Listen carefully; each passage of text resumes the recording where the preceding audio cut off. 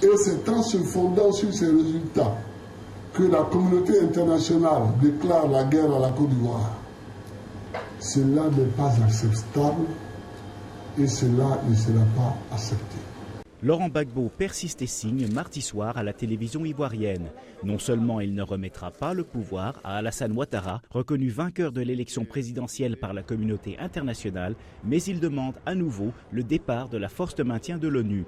Une exigence que le Conseil de sécurité avait déjà balayée d'un revers de main lundi en renouvelant à l'unanimité et pour 6 mois le mandat des 10 000 casques bleus en Côte d'Ivoire.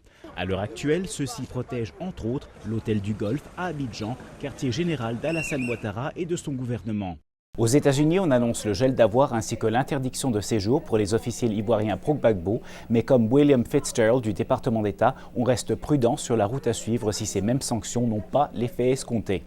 Est-ce qu'il y a un risque de violence ou d'une force de stabilisation, d'intervention? Oui, bien sûr. Comme j'avais dit, toutes les options sont viables et toutes les options restent sur la table. Mais une force des Américains, non, probablement pas. Bien sûr, c'est un problème qui reste dans la région. J'imaginerais que ça peut être une force des Africains, mais je ne suis pas sûr en ce moment.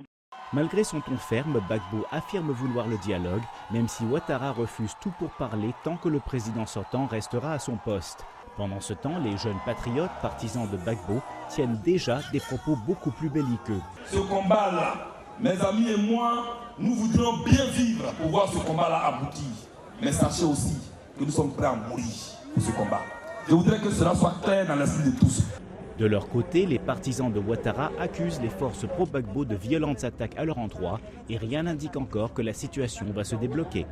Robert Daguillard, La Voix de l'Amérique à Washington.